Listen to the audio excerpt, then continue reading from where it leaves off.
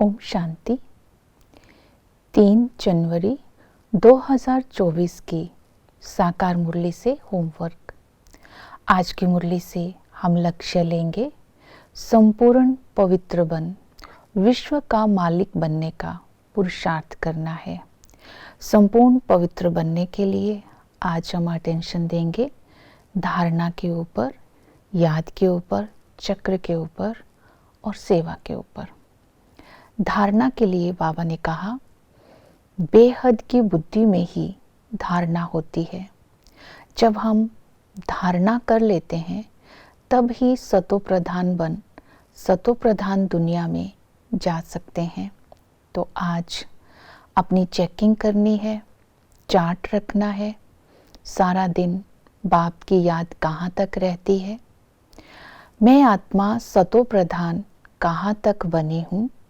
अपने अंदर चेक करना है कि हम सर्व गुण संपन्न थे, फिर से सर्व गुण संपन्न बनने का पुरुषार्थ करना है। ये निश्चय कहाँ तक रहता है। तो बाबा ने कहा सतो प्रधान कहाँ तक बने हैं, ये अपनी चेकिंग करनी है।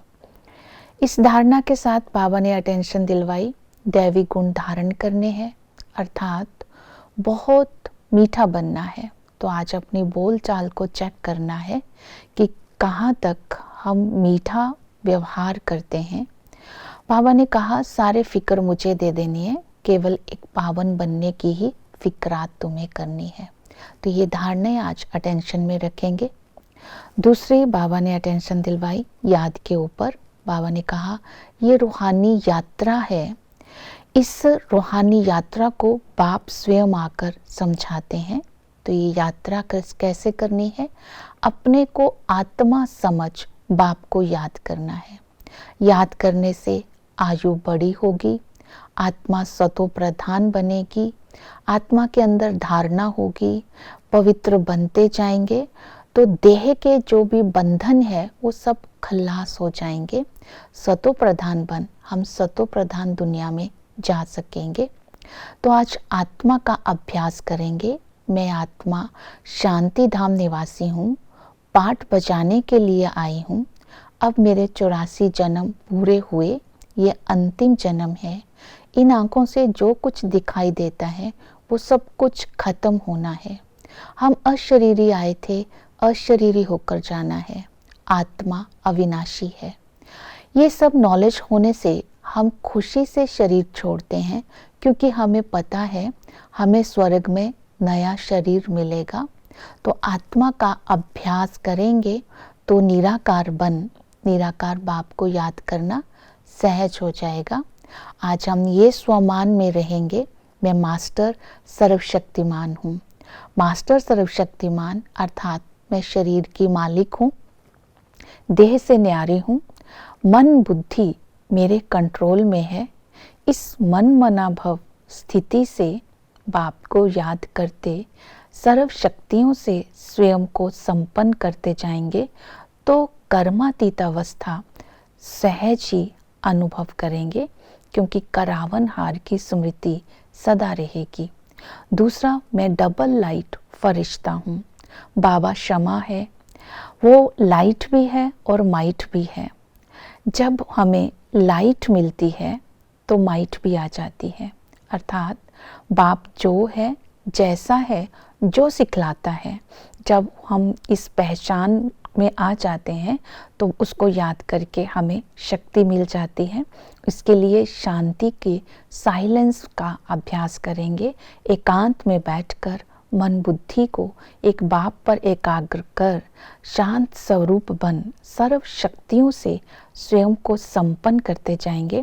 और इन शक्तियों को जब हम व्यवहार में और परमार्थ में यूज करेंगे और हल्के रहेंगे, तब हम डबल लाइट स्थिति का अनुभव कर सकेंगे।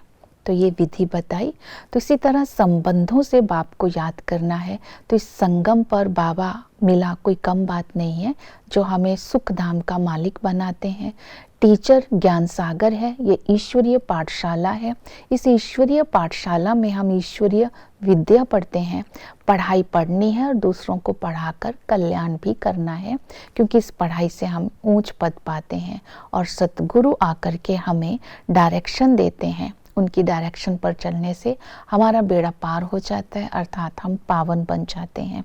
तो याद की दूसरी विधि बताई, चक्र को बुद्धि में फेराते रहना है कि ये मनुष्य मात्र का चक्र और सृष्टि का चक्र, ये बाबा ने कहा सिर्फ तुम बच्चे ही जानते हो।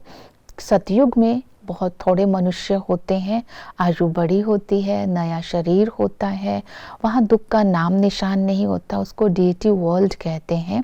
और जैसे ही हम पुनर्जन्म लेते जाते हैं, झाड़ वृद्धि को पाता जाता है, तो ये धीरे धीरे ये वर्ल्ड डेविल वर्ल्ड बन जाता है।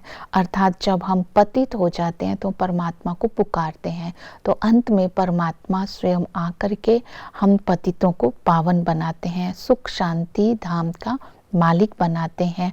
हम ब्राह्मण ही जानते हैं कि हम ब्राह्मण कुल से फिर दैविक कुल में जाने वाले हैं, तो बाबा हमें पावन बना करके साथ ले जाते हैं। तो इस तरह सेवा में भी अपने आप को बिजी रखना है, बाप का बन करके सेवा करनी है। तो बाप हमारा नाम बाला कर देते हैं। बाबा जो है, जैसा है, जो सिखलाता है वो सब बताना है, जिससे हर आत्मा बाप से वर्षा पा सके। सीढ़ी के ऊपर बताना है, ड्रामा के ऊपर बताना है, झाड़ के चित्र के ऊपर बताना है।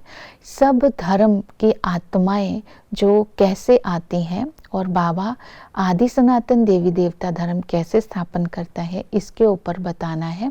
एरोप्लेन के द्वारा पर्चे भी गिराने हैं। तो इसी तरह आज सेवा की भिन्न भिन्न विधियां जो बाबा ने बताई है मुरली में, उनको चिंतन में करते हुए सेवा भी करनी है, तब हम भविष्य में विश्व का मालिक बन सकेंगे। ओम शांति।